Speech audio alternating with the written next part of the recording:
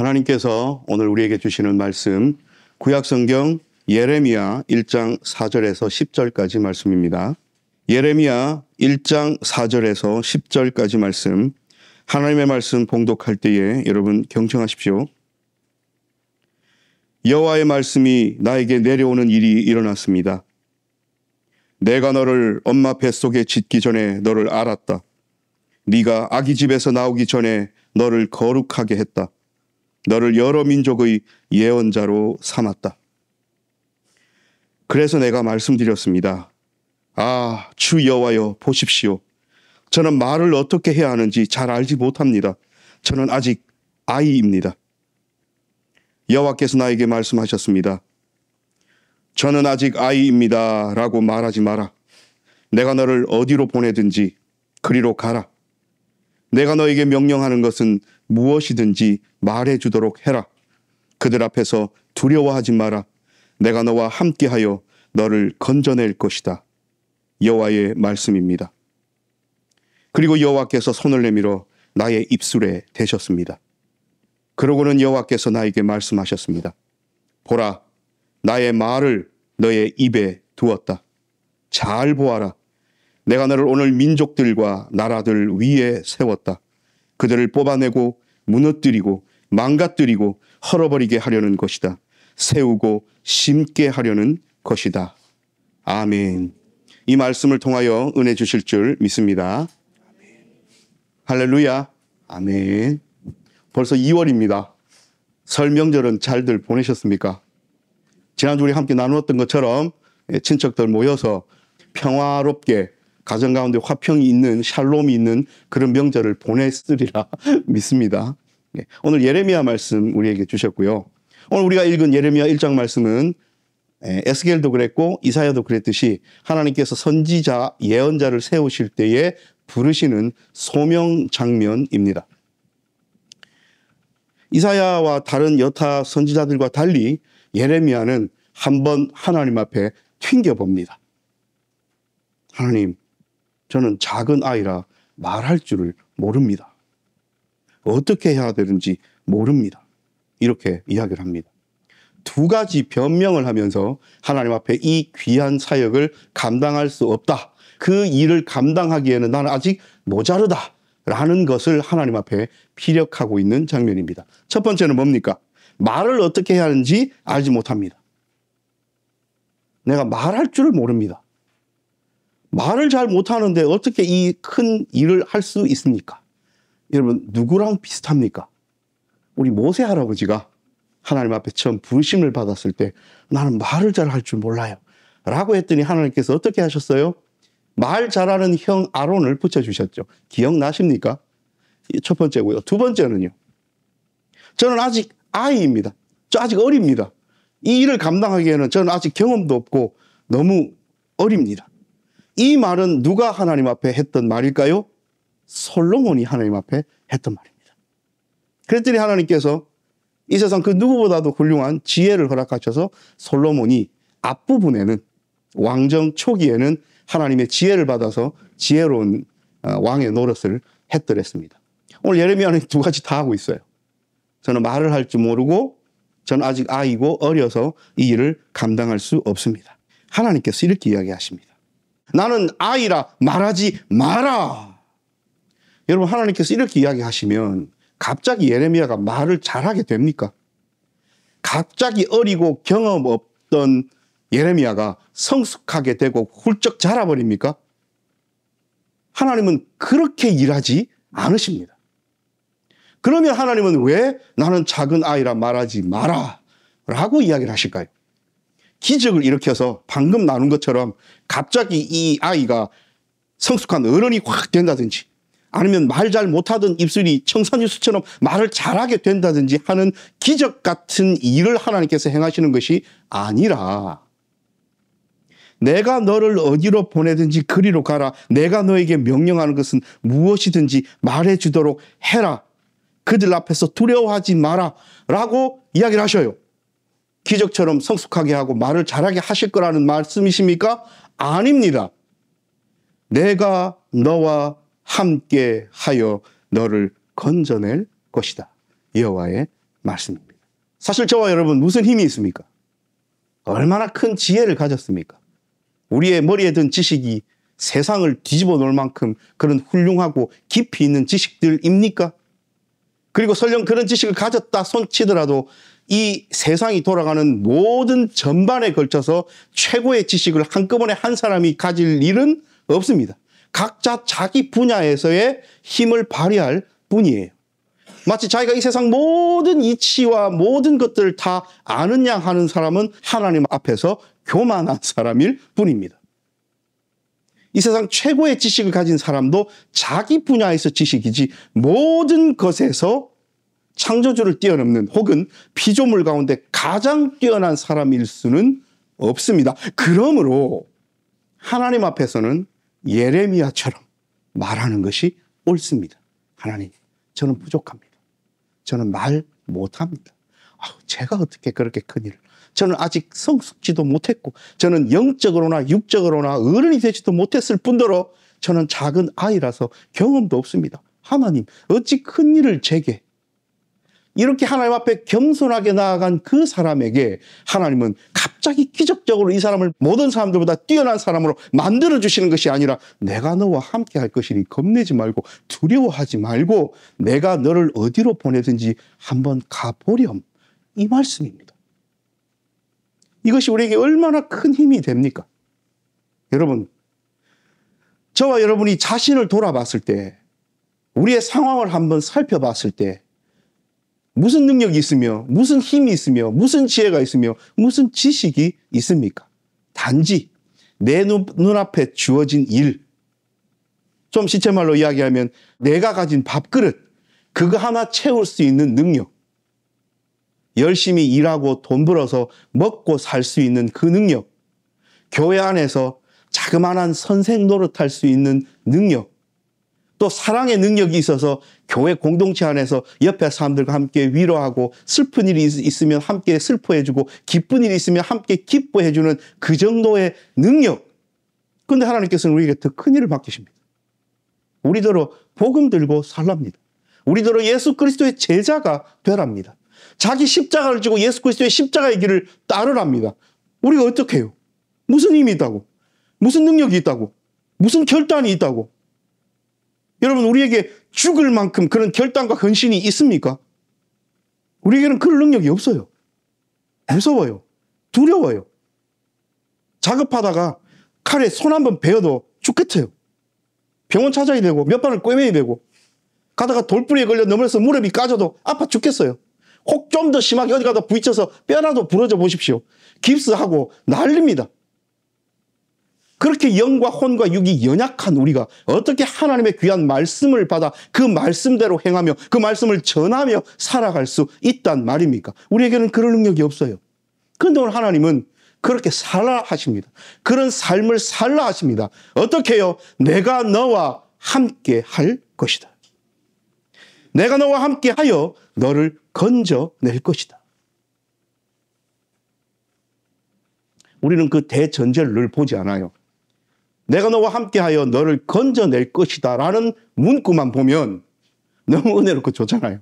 내가 어디에 있든지 어떤 위험을 당하든지 어떤 어려움을 당하든지 하나님께서 나와 함께하여 건져낼 것이다. 우리는 주구장창 그 기도만 합니다.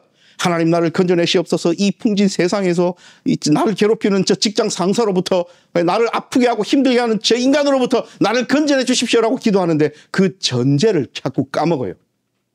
오늘 그 앞에 이야기가 뭡니까? 내가 너를 어디로 보내든지 너는 갈 것이며 내 말을 네 입에 두어 너는 내가 시키는 그 말을 전할 거야 라고 했더니 예레미야가 가서 매 맞으면 어쩔 건데요? 그 사람들이 혹시 나를 죽이려 들면 어쩔 건데요? 저는 두렵습니다.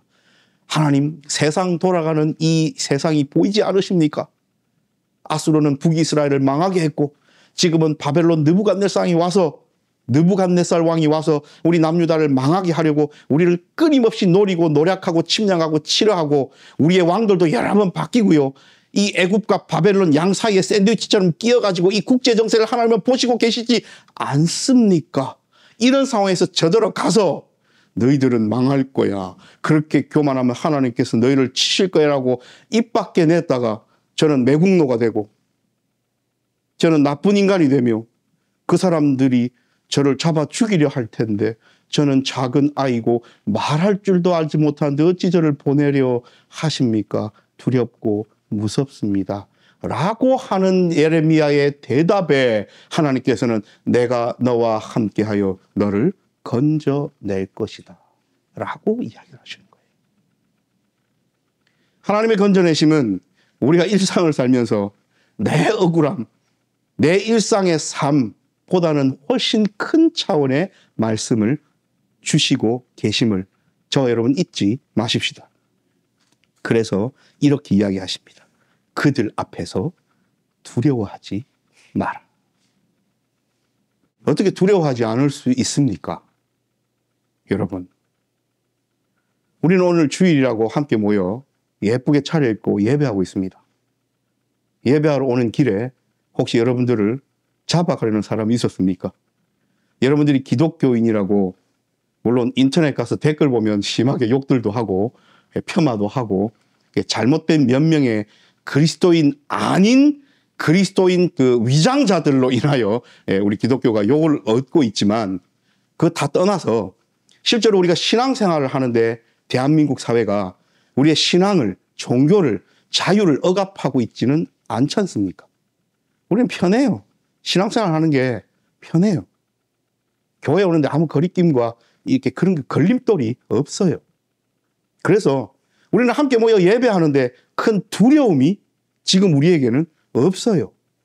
그런데 이 예레미야 때나 그래서 하나님의 말씀을 전해야 되는 선지자의 때나 또 예수님의 때나 믿는 자로 살아간다는 것은 목숨 내놓고 살아가야 할 일이었습니다. 우리의 신앙의 선배들은 그 일을 감내하고 감당하면서 사셨어요. 어떤 힘으로 그 일을 감당하고 감내하고 인내하고 참아냈을까요? 오늘 우리가 집중해야 될 부분은 그겁니다. 무슨 힘이 있기에, 이렇게 한 인간이 무슨 능력이 있기에, 무슨 지혜와 지식이 그렇게 충만하기에 목숨 걸고 내어놓고 하나님의 길, 예수 그리스도의 길, 성령 하나님의 이끄시는 그 길로 갈 수 있단 말입니까? 그 원천이, 그 힘의 원천이 어디인 줄을 오늘 말씀은 분명하게 알라고 우리에게 메시지를 주시는 겁니다. 우리는 이것을 잊고 살 때가 너무나 많아요. 내가 어떤 일을 이루어요. 그게 신앙적으로나 세상적으로나 학문적으로나 학업이나 사업이나 직장에서 뭔가를 이뤄내요. 그러면 순간 까먹습니다. 마치 나의 능력이, 내 능력이 출중하여 내 지혜와 지식이 가득 차서 내가 살아온 삶의 커리어와 궤적과 그 놀라운 노하우들이 축적된 것이 이제서야 빛을 발하여 나로 이른 성공의 자리에 이르게 했구나. 일상에서는 충분히 그럴 수 있어요. 근데 더 크게 혼나야 되는 부분은 하나님의 말씀을 받은 자들이, 목사들이 그렇게 생각한다는 거예요. 그래서 고지로 올라갑니다. 더 높은 곳, 더 높은 곳, 더 권력 잡는 자리, 더 높은 자리, 더 칭송받는 자리, 더 목소리 낼 수 있는 자리, 더 영향력 있는 자리로 계속 추구하고 올라가요. 그럼 오늘 예레미야는 뭐가 됩니까? 그러면 이사야와 에스겔은 뭐가 됩니까? 그러면 죽기까지 복종하시고 낮춰주신 예수 그리스도는 뭐가 됩니까? 말씀 받은 자들이 이렇게 살아가면, 그런 자들이 기독교를 대표하면, 그래서 지금 기독교가 사람들에게 이 모양 이 꼴 아닙니까? 오늘 우리는 예레미야의 하나님 앞에 나온 이 태도를, 그리고 하나님의 그 응답하심에 귀 기울여야 합니다. 그러면 말씀은 목사들에게만 주셨냐? 그렇지 않잖아요. 우리 모두는 하나님께서 말씀 주신 하나님의 자녀들입니다.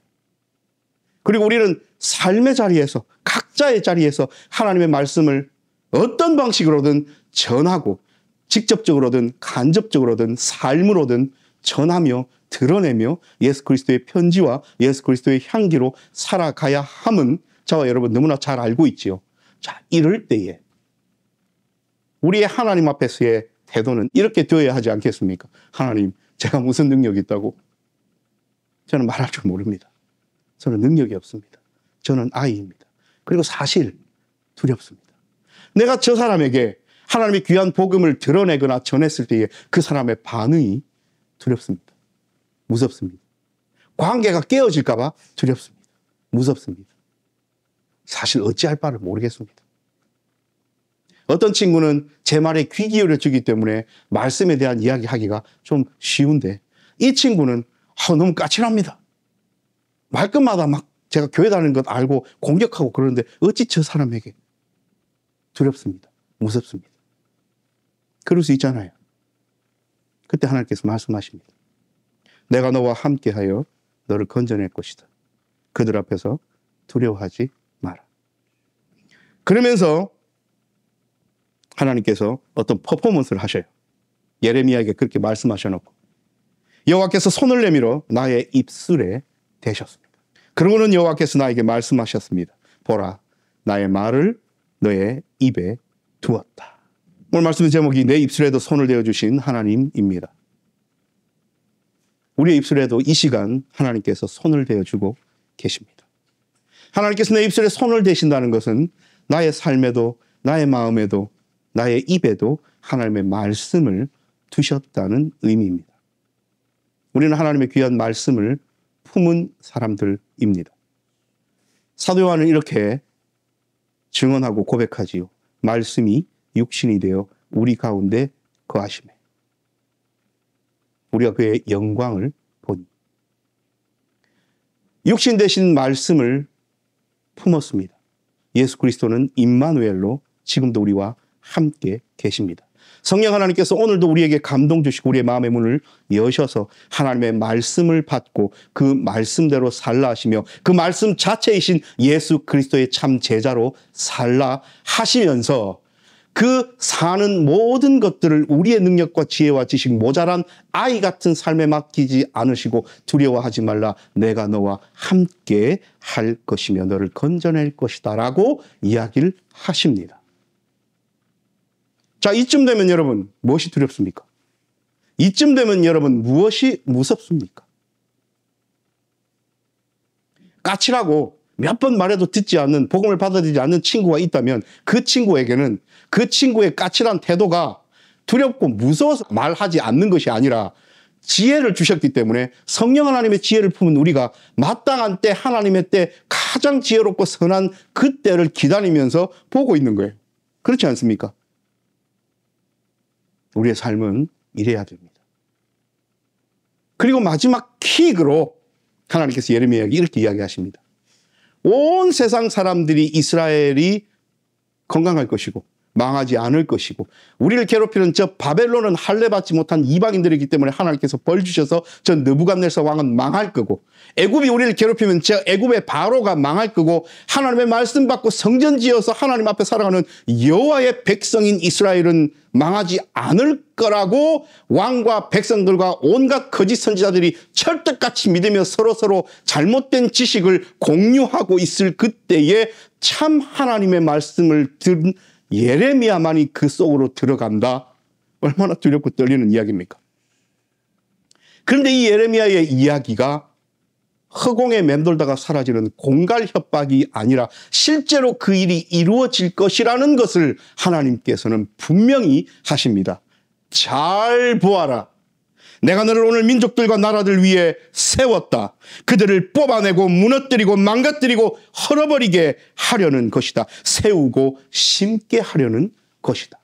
뽑아내고 무너뜨리고 망가뜨리고 헐어버리게. 누구를요? 이스라엘을요.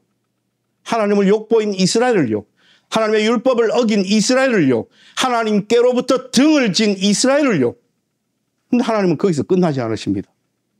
여러분, 뽑아내고 무너뜨리고 망가뜨리고 헐어버리면 남는 게 뭐가 있습니까?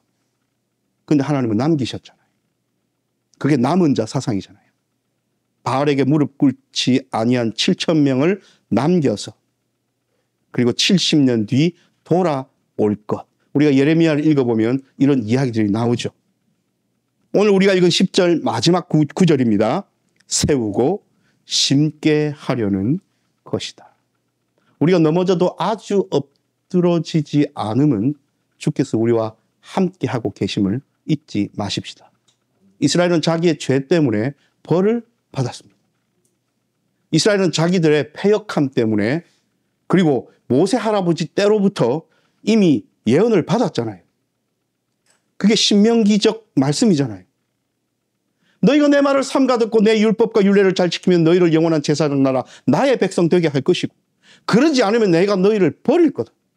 그게 그리심산과 에발산에서의 축복과 저주, 모세가 이야기했던 메시지잖아요. 근데 그걸 못 지켰어요. 그러면 결과는 뻔합니다. 왜요? 하나님은 약속의 하나님이시기 때문입니다. 언약의 하나님이시기 때문입니다. 우리가 그래서 구약, 신약으로 부르잖아요. 그런데 하나님은 사랑하는 그 백성을 완전하게 무너뜨리고 망가뜨리고 헐어버리고 하시지 않아요. 그렇게 벌을 주신 다음 하나님의 그 저 깊은 곳에 있는 마음은 세우고 심게 하려는 것이다. 자, 이 세우고 심는 작업은 누구를 통하여 시작하십니까? 예수 그리스도를 통하여 시작하셨습니다. 그리고 이루셨습니다. 완성하셨습니다. 성취하셨습니다. 그 완성과 성취를 그 세우고 심으신 것의 열매를 지금 우리가 맛보고 있습니다. 그러므로 여러분, 하나님께서 이루신 완성과 성취가 내 삶 가운데 이루어졌다면 우리는 마땅히 그런 삶을 살아야 하지 않겠습니까? 이번 한 주간 동안 하나님께서 내 입술에 손을 대시고 내 삶 가운데 예수 그리스도라는 귀한 말씀을 허락하셨음을 다시 한번 잊지 말고 사십시다. 성삼일체 하나님께서 나와 늘 함께하고 계심을 잊지 마십시다. 내 입술에도 예레미야에게 주셨던 그 말씀을 함께 주셨음을 잊지 마십시다. 그리고 나서 눈을 들어 세상을 바라보십시다. 신앙생활 하다 보면 외로울 때가 있습니다. 신앙생활 하다 보면 어렵고 힘들 때도 있습니다. 그럴 때마다 오늘 예레미야가 하나님 앞에 나아갔던 이 모습을 다시 한번 생각하십시다. 하나님, 나는 능력도 지혜도 지식도 아무 힘도 경험도 말할 줄도 없습니다.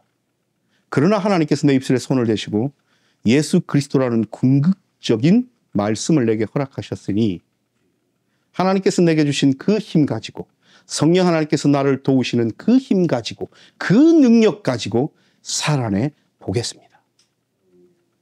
예레미야 뒤를 읽어보면 너무나도 잘 알 수 있지요. 예레미야가 이렇게 볼멘소리하고 핑계대고 나는 아이입니다, 말할 줄 모릅니다 했다 해서 실제로 도망가버리고 하나님의 말씀을 전하지 않았습니까? 아닙니다. 예레미야가 그때 생각했던 내가 이 말씀을 전하면 이런 수치와 모욕과 힘듦과 아픔과 죽을 위기에 처할 건데 라고 예상했던 모든 것을 예레미야는 다 당했습니다. 그럼에도 불구하고 예레미야는 살아냈죠. 눈물로 나라를 위하여 기도하며 하나님의 말씀 가운데 살아갔죠. 이것이 우리의 삶이 되어야 하지 않겠습니까? 이번 한 주간 이제 설도 끝났고 새로운 마음으로 우리의 일상을 살아갈 건데 내게 조금 뭔가 모자란다 싶고 내가 조금 힘들다 싶고 그것이 육적인 일이든 직장의 일이든 사업체의 일이든 학업의 일이든 내가 조금 더 능력을 가졌으면 좋겠고 더 나아가서 궁극적으로 내 신앙의 일이 어렵구나, 쉽지 않구나, 하나님 믿으며 살아가는 것이 안팎으로 쉽지 않구나 라고 느껴질 그때마다 오늘 이 말씀, 그들 앞에서 두려워하지 마라, 내가 너와 함께하여 너를 건져낼 것이다 라는 하나님의 귀한 말씀이 내 귓전에 맴도는 그런 삶을 누가 살아가는지 하나님께서는 이번 주도 찾고 계십니다. 기도합니다.